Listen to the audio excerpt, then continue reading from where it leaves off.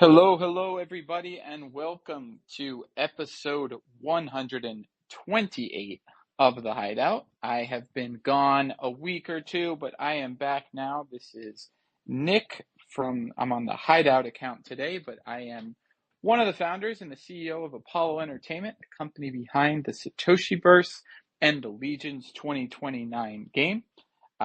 Exciting times for the space. I know everybody's kind of coming out of their hibernation caves and waking up again and seeing what's happened over the last 2 or 3 years. So we'll recap.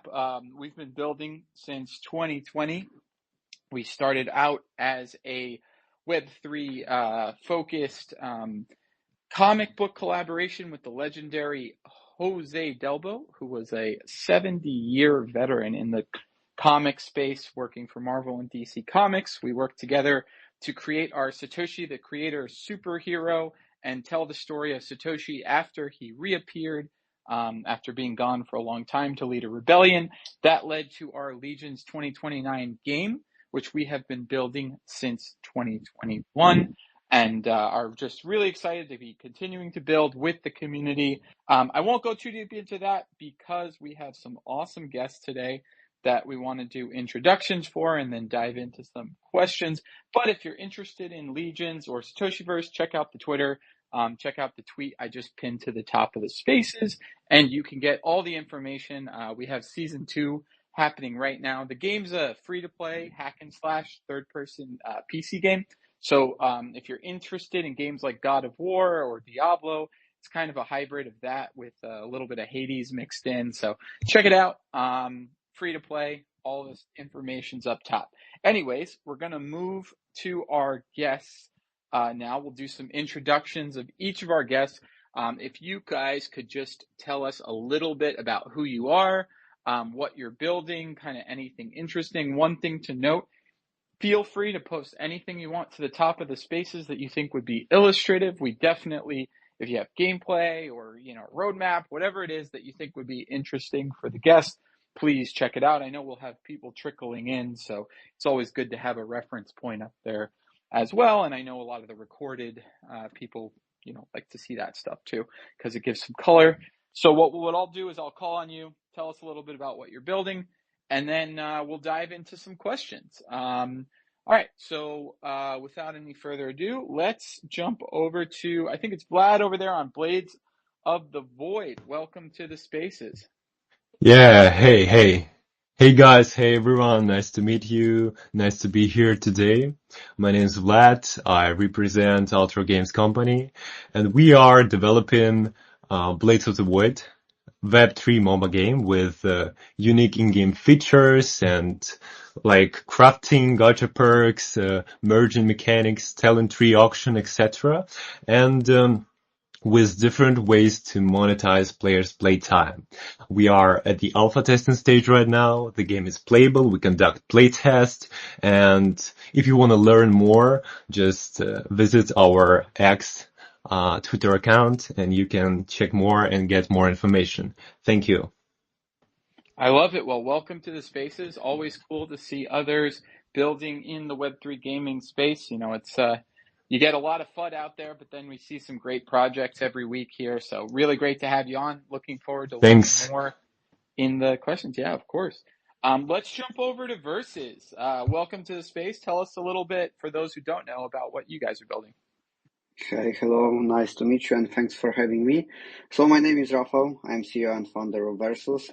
What we are building the Web2 gaming ecosystem where everyone from gaming world can find something from themselves. Why I'm telling it like that? Because we are not only focusing on Web2 gaming, we are also building the space where all the people around the world who are not know too much about the crypto gaming, they can also find something for themselves with Web2 games which we have in our platform like Counter-Strike, Dota, chess, and many more.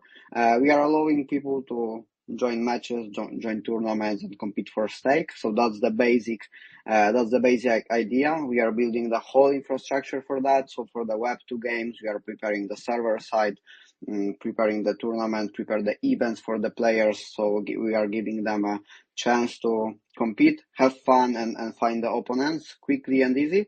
From the Web3 gaming side, we are also open to collaborate with the best Web3 brands.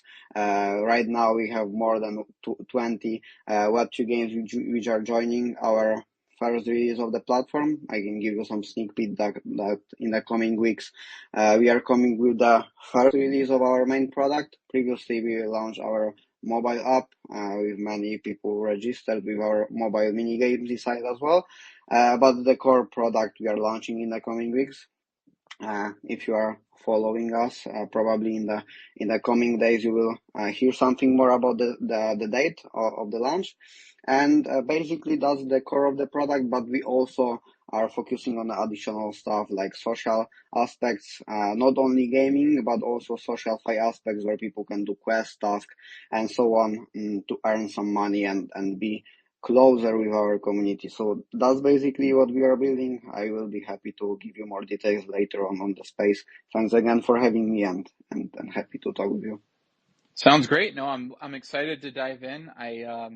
I think it's cool we get to see, the builders on the gaming side, but also, just as crucially, the tooling and the infrastructure providers as well, and creating solutions to a lot of the problems that a lot of games are having. I think is a huge part of what's going to allow this space to continue to expand. So definitely excited to hear more. Let's jump over to our last guest at WeNode. Welcome to the Spaces. Hello, hello, hello, mates. So my name is Nikita. I'm BD at WeNode. So WeNode is a decentralized computer platform that transfers idle PC power into a scalable and affordable infrastructure layer for AI and Web3 workloads. So whether you are training large language models, running on-chain inference, or building distributed dApps, with WeNode we can help and deliver the backbone for the next game-based computation. Amazing. Well, compute is always a limited resource, so I'm definitely excited. We've had some cloud computing platforms on before, and it's always I think it's such an important part of what's going to allow us to really expand accessibility for a lot of these higher end products that are going out. So definitely excited to dive in and probe a little bit more on some of those topics. All right, cool. So then why don't we bounce back to Spencer, who's on the Satoshiverse account this week, to introduce himself and take us away with the questions. What is going on, everyone? My name is Spencer. I am the business development manager here with Satoshiverse and Apollo Entertainment. Excited to be here today, and I will be, running us through the space, asking the questions, and making sure we all stay on track with the conversation. Want to do a few housekeeping items before we get into those questions, though. So the first thing that I'm going to do is pin a tweet to the top of the space. So we do a giveaway every week here on the Hideout, and this week we are giving away 500 bits, which is our in-game currency, in-game soft currency. Very, very important resource to have within Legions 2029 and the Satoshiverse. So in order to win that giveaway, all you have to do is be here at the end of the space when we choose a winner. So if you're here listening now, just stick around to the end of the space and you'll be eligible to win that prize. So good luck, everyone, on that. Moving on to the format of the space. So we're going to start out with a group discussion question. I will call on someone to start, and then feel free to just jump into the conversation from there. No need to, raise hands or anything like that. Kind of just have an open, free-flowing discussion. Then we'll move into some individual questions for each of you guys. And then, if we still have some more time at the end, we will do another group discussion question or two. Without further ado, I think let's get into, the first group discussion question. And maybe let's have Vlad start us out on this first one. So the question is, as AI and Web3 continue to merge, what kind of player experiences do you think will define the next generation of gaming? Thank you for the question. It's a very interesting one. And, honestly, I think that with how fast AI is evolving right now, I guess we're getting super close to games that will feel almost like real life. And when that happens, the players, I think, won't just want to play, won't feel at all the emotions, tension, joy, the full spectrum. And for us, for developers, that means that the challenge will be building worlds that will adapt in real life to how each player thinks and acts. And AI help us get there. And with Web3, people expect their actions to have lasting impact and their items to actually belong to them and be usable across games. So thus, I think that this mix, emotional depth and real ownership, is what's going to shape the next era of gaming, in my opinion. Anyone else want to jump in on this one before I go off on a tirade? Versus, we know. What do you guys think? Okay, so maybe I will add something more because the most important thing from my perspective, where I can see the biggest collaboration between in AI and Web3.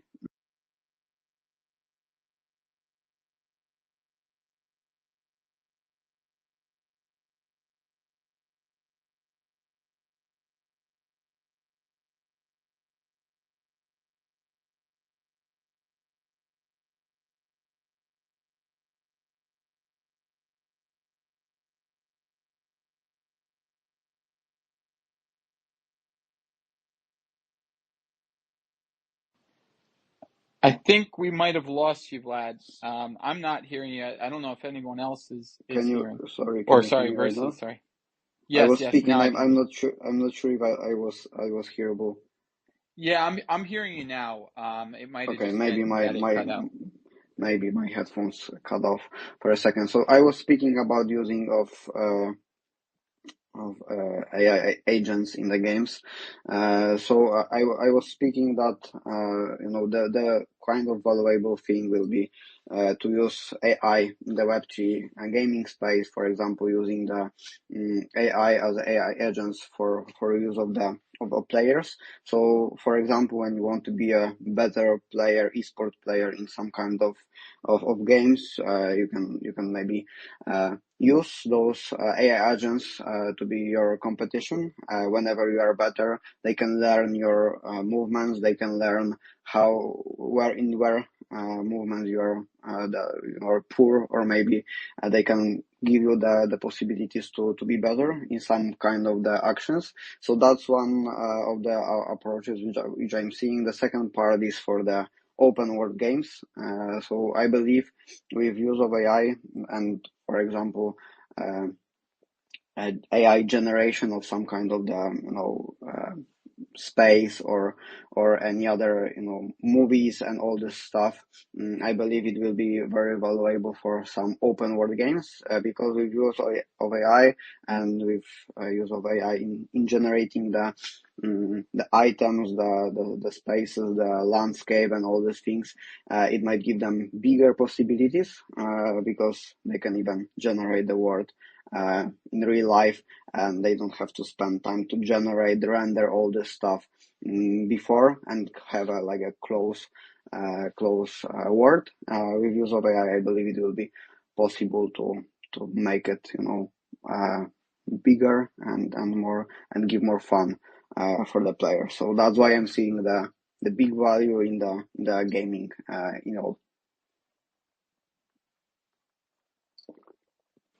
100% agree. Yeah. We know. Do you want to comment on this one? Yes, so in my opinion, I support what said a speaker from Versus. In my opinion, we will see something interesting with AI and gaming regarding the world and how they will developing at this stage. We will see much more different options for every game because AI can be used in graphic dynamics. AI can be used in matchmaking. AI can be used in different types of things in games. For example, I know some of my friends that right now are building AI shooter, and they would like integrate AI to their like mobs in the game, and that will work like that. So, for example, after when player go to the game, they don't have to choose their like level of difficult playing with mobs and other players. Uh, but after every gaming session, AI is checking is player like learning how to play, for example, kill mobs or not. And if player learning, AI makes mobs more difficult. And if player like not learning, AI making the mobs uh, is easier to kill them. And that makes after like every gaming session unique for this player. So it's like one of examples, and I think that we will see much more something interesting related to AI and gaming in the future also. Yeah, no, I totally agree. I think, to kind of my thoughts kind of are summarizing what's already been said before. I think that AI is doing a lot of things for the gaming industry more generally. I think, shortening production pipelines is a really cool effect of AI. We're starting to see more full-blown games developed than ever before by smaller teams that are using AI to kind of gap fill places where they may not have been able to do that before. So that's really cool because it's going to allow us to see a lot more niche ideas make it to market and actually, have enough there to end up on platforms where there's actual distribution and people will get to see those games, which I think is really cool. I agree totally. I think one of the biggest use cases of AI is kind of this generative world building and personalization of gaming experiences. That's the thing I'm the most excited about, is that gaming will probably adapt and evolve to be a more personalized experience that's tailored to the player in real time. I think that's when we're going to kind of cross that next sector where gaming kind of merges with entertainment, and we start to blur the lines between, watching a movie and being part of an experience. I think we're going to start to see film and cinema and whatnot start to go into more interactive development, and gaming go into a more immersive element, until they're basically become one. I also think, we didn't talk about it in this question, but as AR and VR become bigger and more part of our daily lives, we're looking at an entirely new medium for immersion, right? Whether it's layering a digital world onto the physical world, or layering an entirely, different experience, putting, with VR, kind of creating experiences that can't be existing in the real world. I think that those two things, once the hardware catches up a little bit, are going to be just these giant use cases that are going to push digital forward in a way that we haven't seen it move before, and kind of take that next step again. And I think that, AI is going to do all those personalization elements to that, and reduce pipelines. But then Web3 is kind of today's solution for digital ownership. And I think that there's still a lot of work to be done in standardizing, what ownership means in Web3, and what it actually means to have an NFT and what rights come with that. And that's going to take time, and it probably really won't happen until people start to value digital assets as much as they do physical assets, which I think we will get to a point where people do have that. And I'm not talking about gamers or just, kids who have skins on whatever. I'm talking about everyday people who either have, AR integrated or whatever it might be, that they're saying, oh yeah, I own this thing. And once people care about owning things, then something like Web3, and I say something like Web3 because there's possible that an entirely new technology comes out that serves those functions. But right now, the best we have and the cleanest version of creating tangible digital assets is through the blockchain, and we kind of have created this entire ecosystem around it. So it feels like it's here to stay. I think the big jump is going to come when people care enough about owning things digitally, actually owning them digitally, that they look for that way of owning them digitally. They don't mind setting up a wallet at some point, or that just becomes abstracted away in some way, but they understand that, oh, I actually own this. And I think that, at the end of the day, we can say we want to own something until we're blue in the face. That has to mean something, right? That has to mean something to the person who owns it. It has to mean something legally, in terms of property rights and all the things. And I don't think we're there yet. And so when I look at, where are things going, I think AI is just going to speed up the adoption process and make pipelines shorter. I think hardware is going to get better to the point where digital is part of everyday life for everybody. And then I think Web3 is going to serve as this layer that makes the digital economy actually work. And then I think eventually the courts and the regulators will catch up and will have ownership actually mean something real in the space. So yeah, I mean, that's a very long way of saying I agree with everything that was said.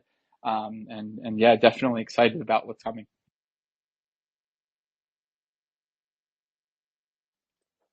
Awesome. Well, if there are no other responses to that first one, then I will move us along to individual questions here.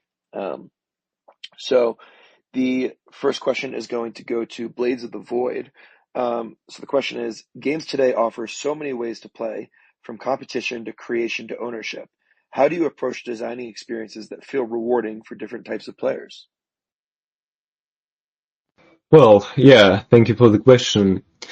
The main point, the key, I guess, is realizing that all players are motivated by very different things. That's why we, as I said before, added many unique in-game mechanics for the MOBA genre.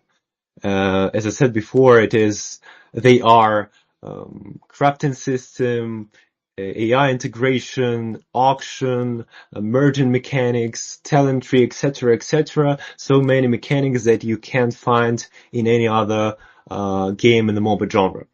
And it's because some people love, for example, the grind and the competition, as you said. Others just want to craft, collect, or trade, and that's totally fine. And in Blades of the Wood, for example, we are building systems that give all these types of players a meaningful way to engage. That's the main point. So this way, competitive players can chase leaderboards and rewards. Creators can monetize their crafting skills. Traders can use the in-game economy to earn from smart deals. And the main goal for all the games in Web3 space right now is to make every player's path feel like a valid way to progress, and to make sure that all players feel like what they do actually matters. That's our approach. Yeah, I love that. I mean, I grew up on Diablo 2 and RuneScape, and I remember, I mean, Yeah, those yeah. were great games. People liked playing them, but I remember I really didn't like playing the games. I hated the grind of boss runs, killing Mephisto 452 times. Yeah, yeah, So yeah. like it was interesting because I loved the game, right? It's probably my favorite game ever, but I didn't even really like playing it after the 16th time that I beat it, but I enjoyed getting on there, talking to people on forums, trying to trade up to, an elite gear set, min-maxing, seeing how fast I could do a run, not necessarily because I wanted to get, a grind, but because I wanted to do it a little bit faster than I did before with this like super gear set. My goals were different than other players' goals. And I think same thing with, RuneScape. I definitely didn't like clicking a Yeah, tree yeah, 400 times, right? So you got to hit all those yeah, different sure. players, and doing it on mobile is even more important because people play mobile games differently, right, than they do hardcore Sure, games. So sure. you almost need to embrace those things. Yeah, yeah, and it's all about differences, it's all about personalities, and I think that if you want to develop some um real high quality product, Web3 product right now, some game, Web3 game, you have to consider it. You have to take it into account. You have to understand that right now with all the variety of games, genres, mechanics, you shouldn't, of course, you shouldn't try to put all the mechanics in one game, but you have also consider that your game will attract different players, different types of players. Some of them want to battle, some of them want to craft, collect, trade, etc. And yeah, you just have to create the best conditions for all of the players. And as I said before, all the players should feel that what they do really matters. That's the point. And yeah, I guess it's kind of main point in developing.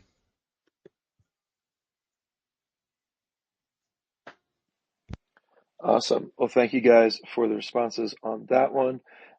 Moving on to the next individual question, which is going to be to Versus. So gaming today is about more than just winning.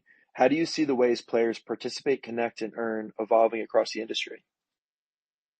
Yeah, definitely. What I can do is from the beginning, I can only agree with the first sentence that gaming is not just about the winning. It's more like what counts is more like experience, which people have around playing games and having fun and chatting with friends or even strangers in the industry.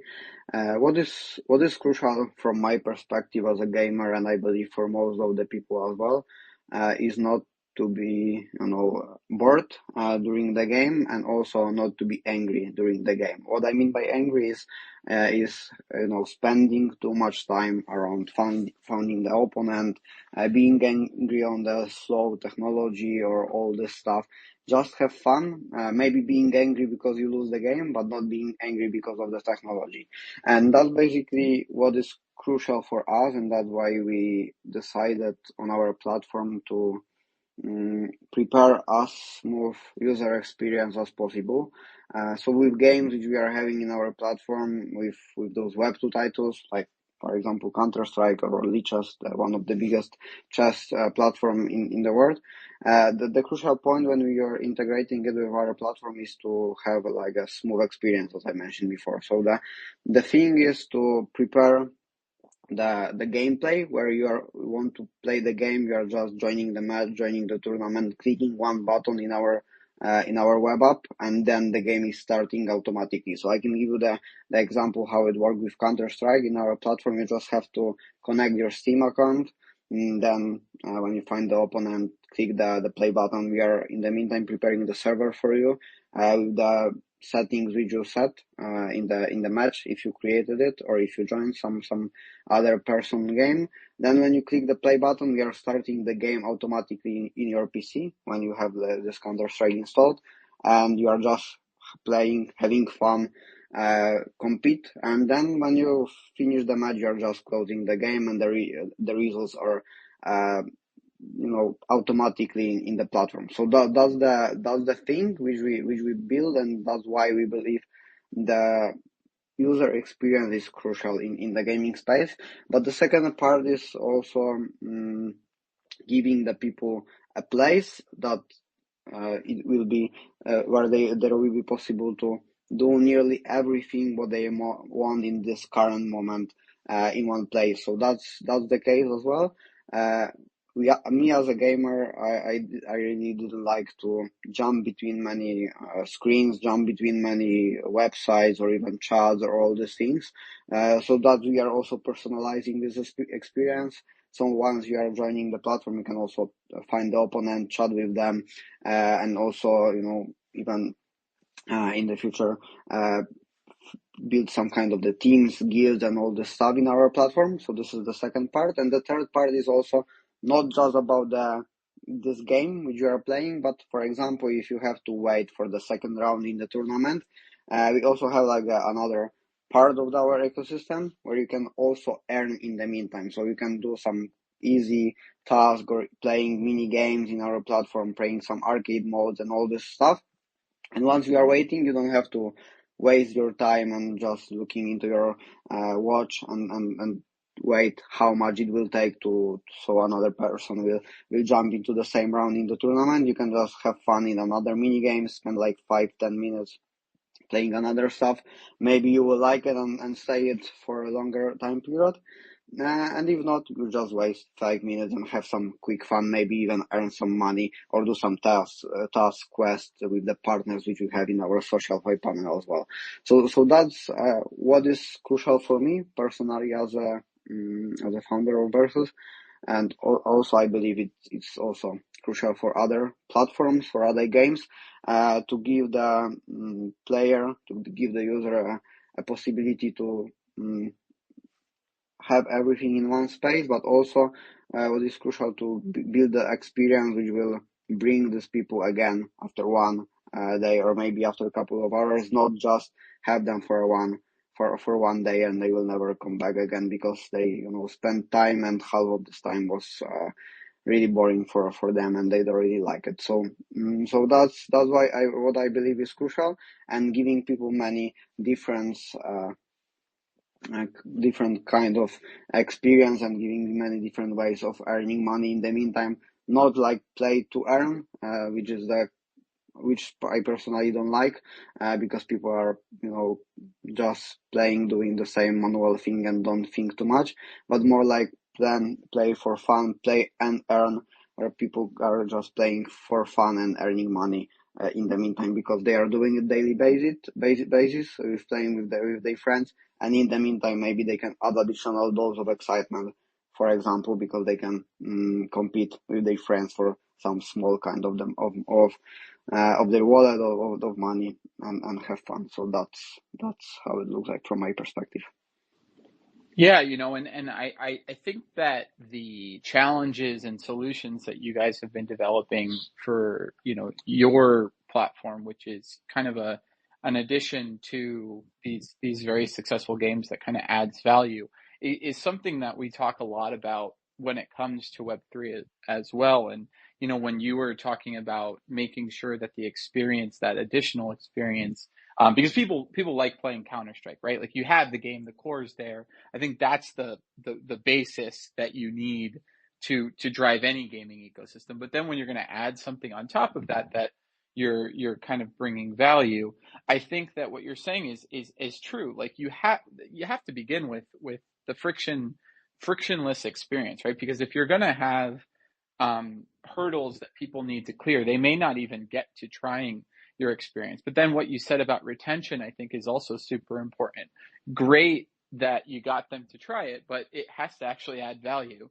Otherwise, they're just going to go back to kind of whatever they were doing before, the things that they know, right? So I think that I think that's one of the challenges in Web3. I know that when we started building, it was a very difficult task to reduce that friction. I think that has gotten a lot better. There are much more seamless ways of integrating blockchain and whatnot into a gaming experience now and making it a little bit more abstracted.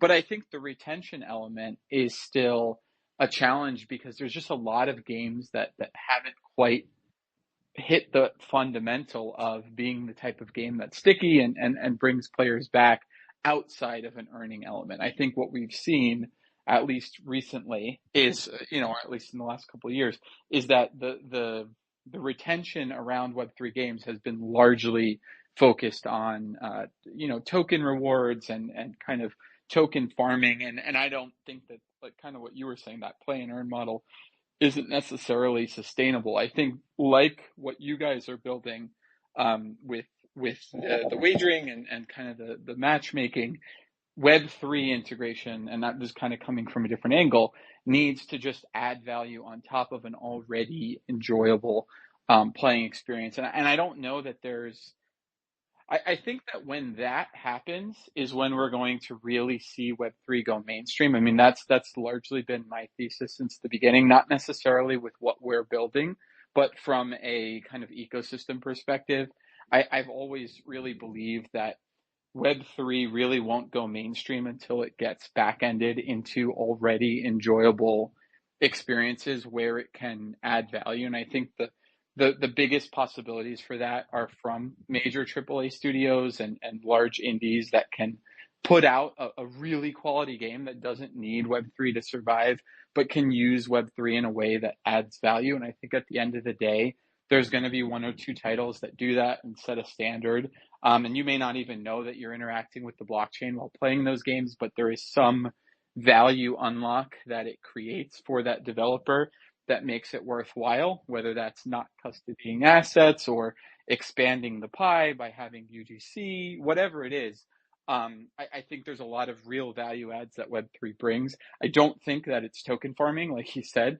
And so I think once we evolve past Web3 being the core value proposition of the game and go to, hey, Web3 is actually going to add value to this game in a different way, but the game itself survives without Web3, or the game itself is fun to play, people want to be there. That's when, rubber meets the road. So I think there's a lot of parallels that can be drawn between what you guys are building and how you have to tackle that value add part of it, and how Web3, game developers should be thinking about how to integrate Web3 into their gaming experience.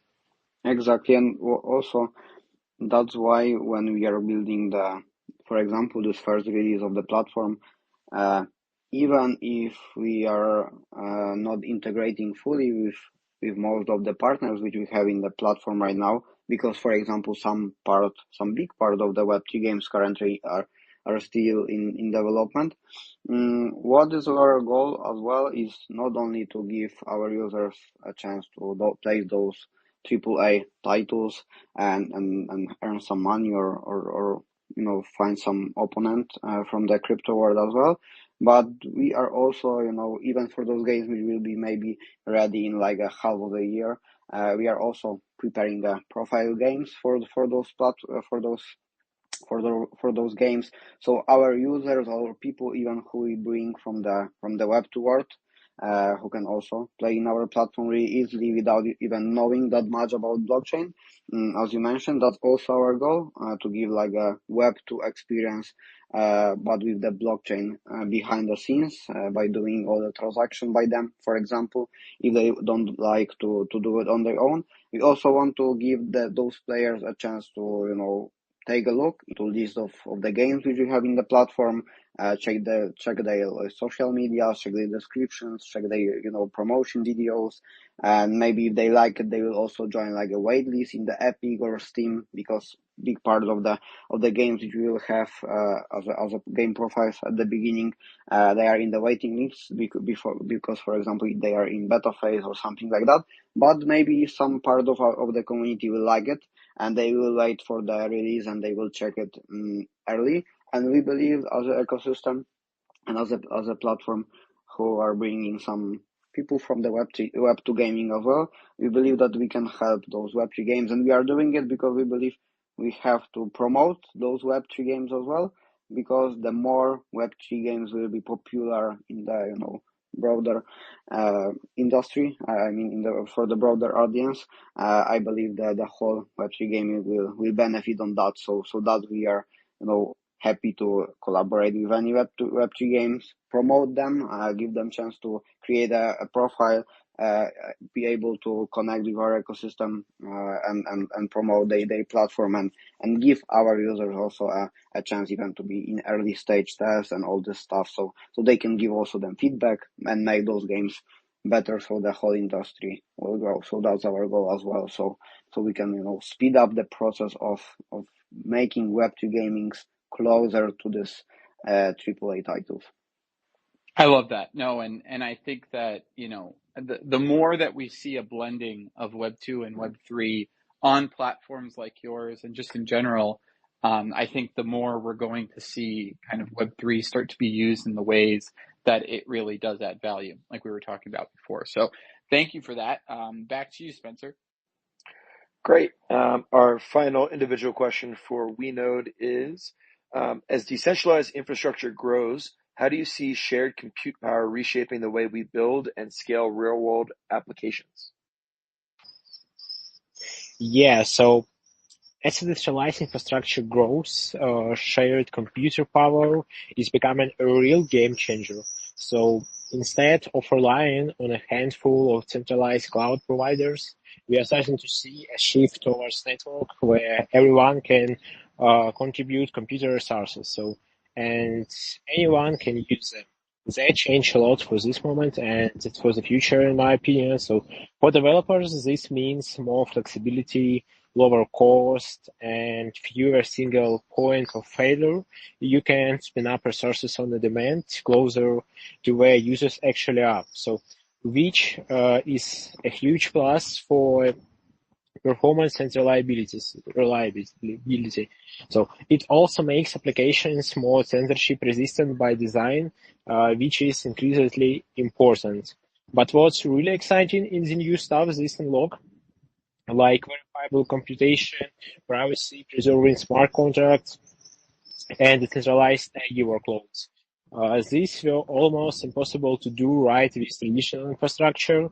So we are still early and there is plenty of work to do on tooling and standards, but the direction for us right now is clear. It's like share computing. Compute is paving the way for more open, resilient, and community-owned internet. And that's something worth building towards.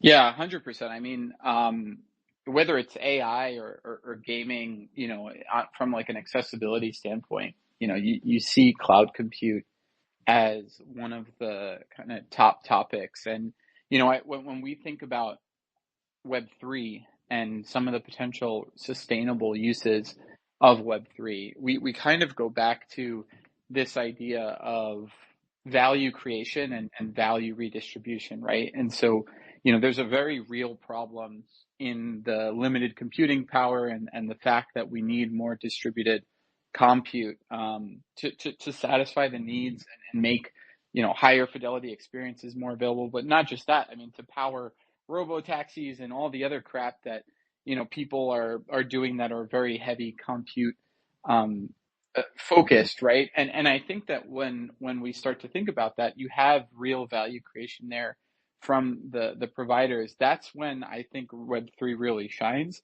because you have real value creation, a real need that's being filled, and you can use a token as kind of a proxy for distribution of whatever the monies that are inflowing or whatever it is, right? A way of distributing that value to a community, to the providers, whatever it may be. And I think Web3 tokens and whatnot can be very effective for that and incentivizing that value creation. But there has to be real value creation. So I've always been, deep in space in general, I think is a very interesting space because it represents a more sustainable problem or solution to a problem that Web3 helps with. And, I'm curious, I think you kind of said it, but, do you think that from the compute side that Web3 is going to be deeply integrated as cloud compute solutions continue to expand, or do you think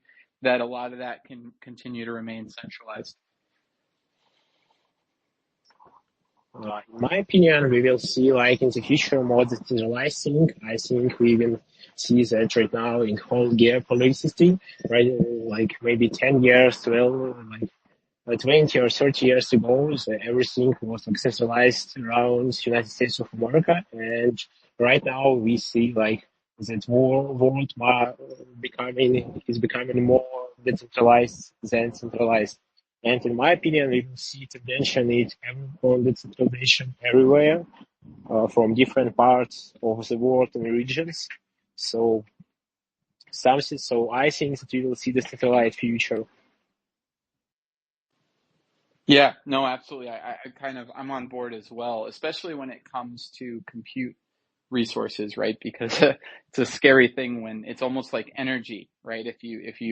If the whole world is so dependent on compute and it's not distributed in a way that makes it accessible, that can create major differences in all sorts of things in terms of quality of life. So I agree. I think that that's something that needs to be decentralized, that there need to be systems in place around the world so that we don't have also centralized failure points when it comes to compute, because as we become more reliant, that's a very important thing that we have to address, right? So yeah, no, thank you for that answer. I appreciate it. I guess Spencer, I think we got I think we got time maybe to squeeze one more in.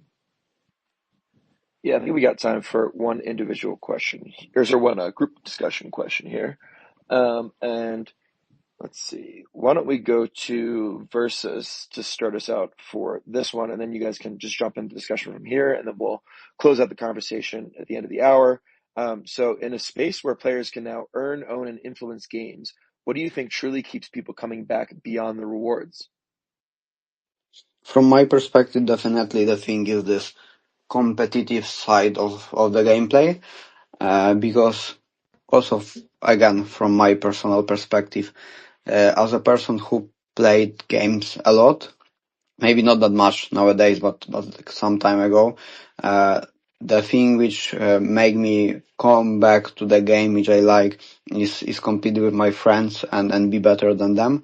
So exactly that was the thing which was bringing me to many different titles like sports titles like FIFA and Counter Strike as well and so on. So that's one kind of the thing which might give us as a space in general a possibility to bring those people not only for money but also for some kind of the experience. And the second part is also connected to that, because I remember also when we played some matches together, we also have some like a small bets each other for like couple of bucks, we can name it like that, who will be better, who will win this tournament between a group of friends, and who will be the best. So that's another point. Not only, farming the tokens, farming the money by doing some boring stuff, clicking the mouse and not doing something special, just sit and don't feel any excitement, but also make this games more like exciting one, where they have to compete, where they have to be better with someone else. Maybe, in the game, in different game times, the competition will be different. Not only win with each other, but you can be higher in some leaderboards. We have some, higher level or something like that. But based on that, you will have a motivation to come back tomorrow, be better, as in life, and keep going and keep playing this game. So whenever the game is just a boring title, when you have like some limitation, when I will do these 5 things, I will earn $20.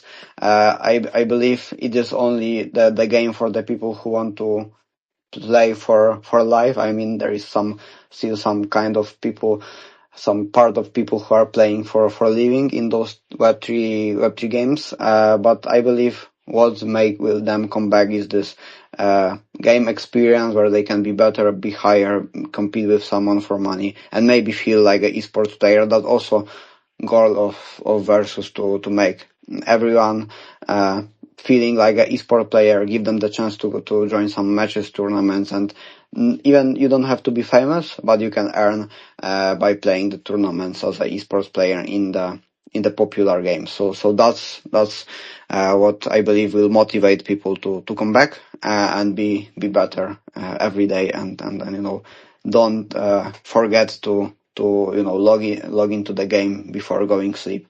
So that's from my perspective. Yeah, yeah. Well, it's very interesting point. I can say that I totally agree with that, and it's very important competitions, and it's very important because experience. I think, if you talk about desire to come back beyond the rewards, if we talk about retention, it's always been the same. It's always about quality. Yeah, we totally understand that Web3 brings earning and ownership. That's powerful. That the main difference between Web2 and Web3 games, Web2 and Web3 projects. But let's be honest. If your game isn't fun, no one's staying just for rewards, at least for a long time. Of course, you can gather some community, you can gather some people around your project for a few months, but as previous speaker said, if it's boring, no one will stay for a long time. And that's the point.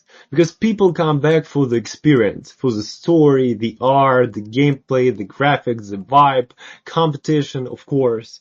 And sure, we have to give them ways to earn, but also we have to give them a reason to love the game, even if they never touch with the marketplace and with the possibilities to monetize their playtime.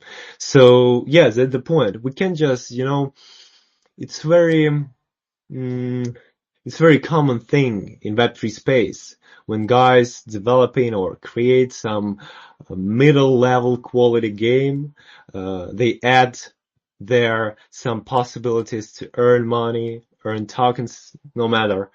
And they just say, okay guys, it's ready, just play. It won't work that way. It won't work that way. And nowadays we have to think more about quality, about general quality of the game.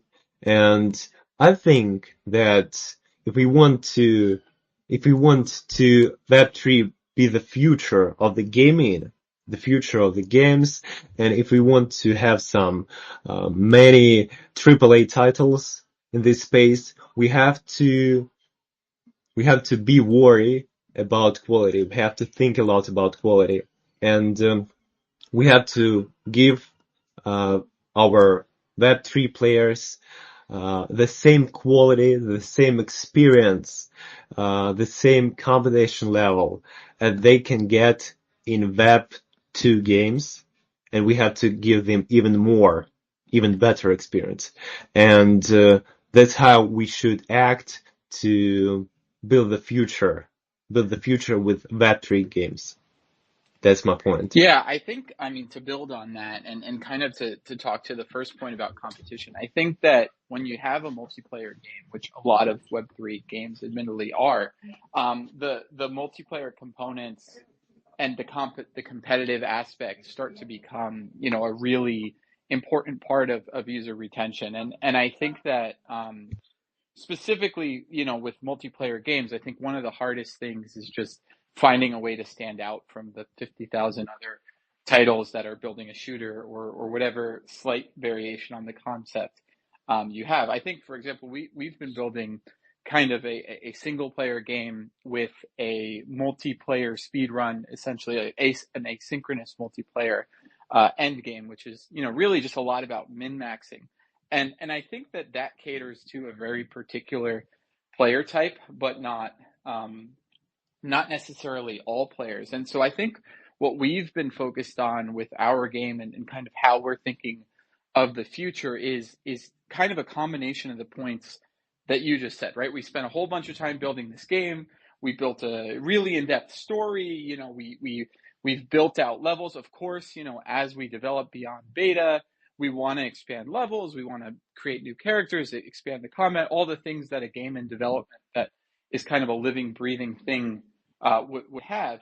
But I think it's as important, especially for single player games, and there's a huge opportunity within Web3 to really double down on the IP itself, right? Like, what is the world that you're building? What are the characters that you have within your universe? What is the message you're trying to send? Because I think the most successful games are now very much leaning into viewing themselves as an IP rather than as a single gaming experience. I mean, you have the Minecraft movie, for example, right? You have, I think League of Legends did the Netflix show, and there's a ton of cross spin-off. There's toys, there's collaborations, the way that games are merging with the fashion industry or with other projects. I think one of the beautiful things about Web3 and the possible, we talk about interoperability, we talk about different things that can be done.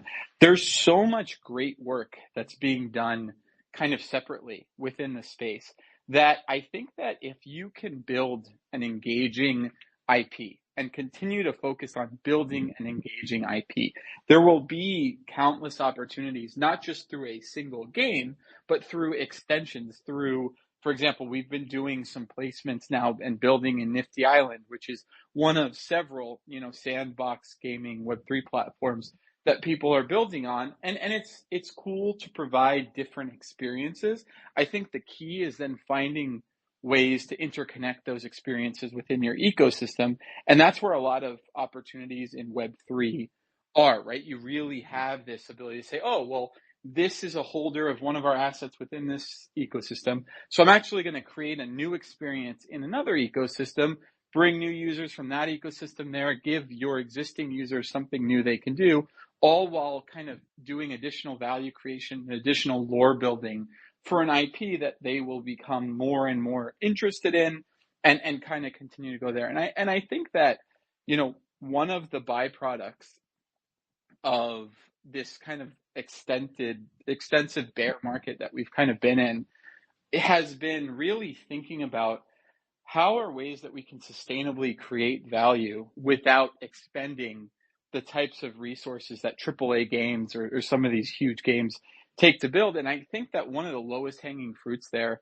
is by really starting to come together as builders and collaborate across projects to share communities, to create cross-platform, utility for your token. So I think that, at least from our perspective, the future of all this is lore creation. It's IP building. It's of course expanding your core experience, but also really focusing on how do you tackle the IP as a broader thing, whether that's creating additional lore, whether that's creating stylized versions of your characters to put in other gaming universes, whether that's doing cross game tournaments where you can win an asset from one game in another.